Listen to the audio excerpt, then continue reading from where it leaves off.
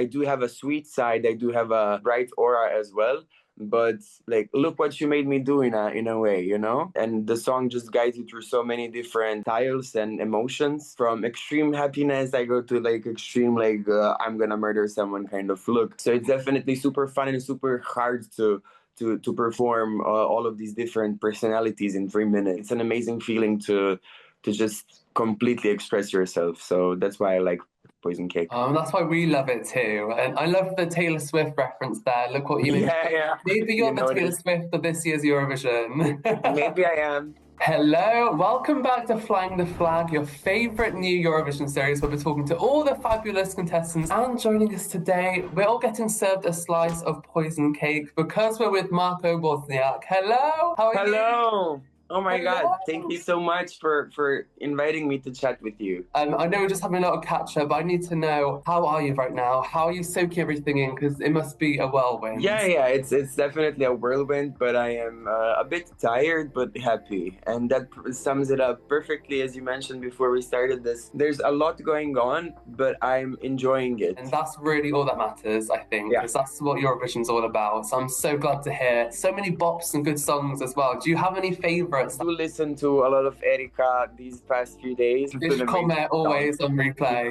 It's just perfect. I did listen to Lighter recently, and like Serving is just always there on playlists, on all of my friends' playlists. It's just really love the song. So I think I'm rooting for Miriana a lot. And we're gonna serve cake in Basel, like serving cake. Yeah, I have some ideas for content, you know, like it's actually a food department when you think about it. We have milkshake man, we have espresso macchiato, I have a poison cake, and Miriana is serving. So kind of we can maybe make a Frankenstein song out of it. No, I love this. And do you know what? Something me and other fans love about you, Marko, is that, you know, you've spoken before about how your music and your debut album defied genres and stereotypes. Can we expect that kind of attitude and same goal with your Eurovision performance?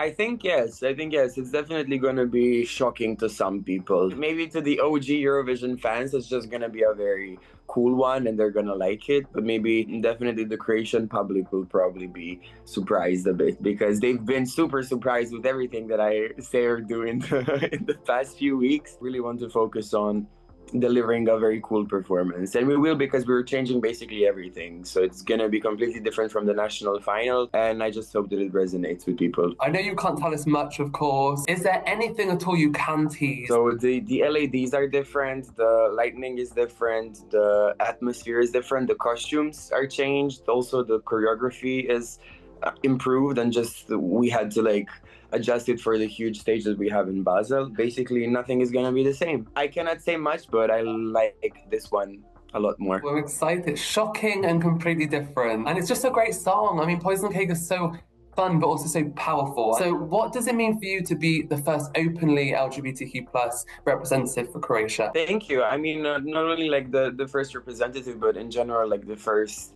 openly public gay musician or like a public person. We're really not that advanced yet in terms of like how accepted LGBT people are. And to me, it was also shocking to experience a lot of homophobia and really like hate based on that, because I do live in a bubble, like in Zagreb, and I'm like obviously surrounded with amazing people and with a lot of like my friend group is very, very diverse. I know how Croatian people can be, but I just wasn't expecting that in 2025 we still have to explain some very, very basic terms, you know? And there's a lot of priests that I off. So it's definitely interesting. It's definitely interesting that like your existence can trigger so many people. That's why it's so important, because visibility is so important and it matters. And that's the first step towards people accepting differences in this society. If somebody is, you know, brave enough to be out there and to take on all of the baggage that comes with it. I definitely grew thick skin, and that I'm definitely proud of who I am, and I'm proud to represent the entirety of Croatia. Some were commenting like, no, they need to send someone who represents our traditional values, and that was also a big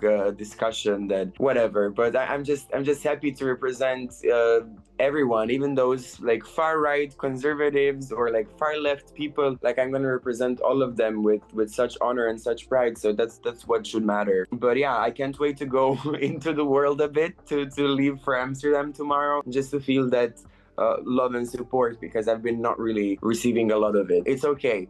It's gonna get better, and I think I'm gonna be okay. You absolutely will be, and you're going to do amazing. And let me tell you, that support is already there. You know you're an icon when you trigger certain sectors of society. Look at Lady Gaga. People have been thinking she was possessed and a demon. That's what I was talking about in a few interviews, that like I was never inspired by people who are not provoking any thoughts, like who are not like creating discussion. That was never interesting to me. And like growing up, I listened to a lot of Lady Gaga, and I remember like my aunts from the village would be like, oh my God, she's a Satanist, you're listening to a Satanist. And now I'm getting like accused of Satanism as well in Croatia, and I'm like, I really know that I'm doing a great job when I get accused of Satanism. So I'm like, yeah, for sure, I have a whole temple in my bedroom, so.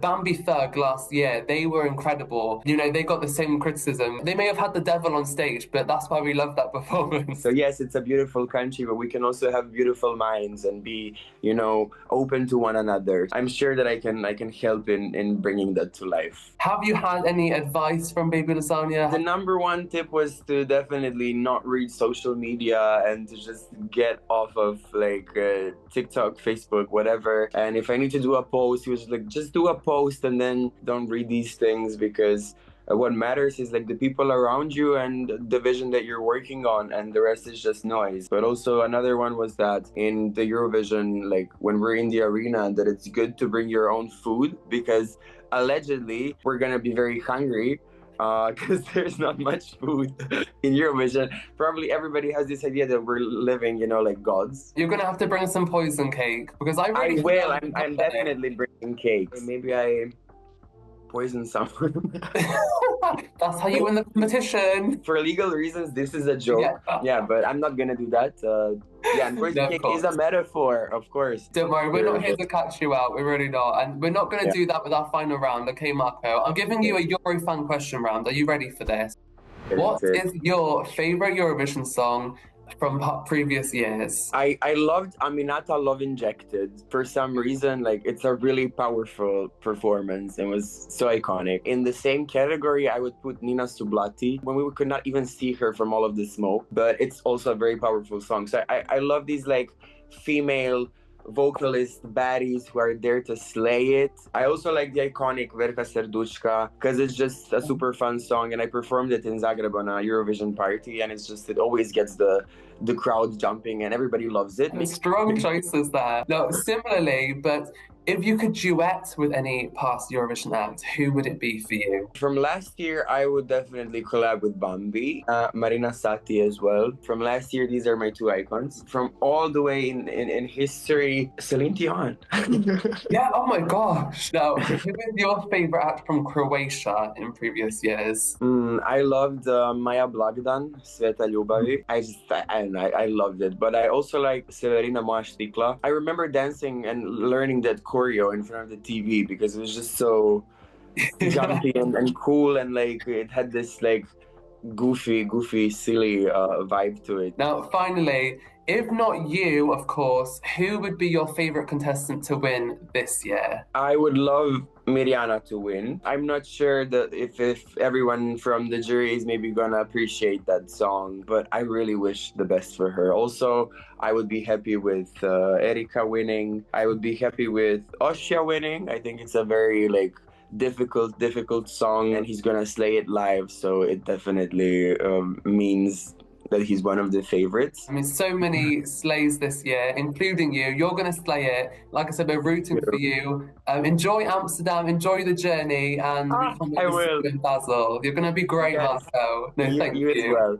Have a great day. Bye. How are you? Hello!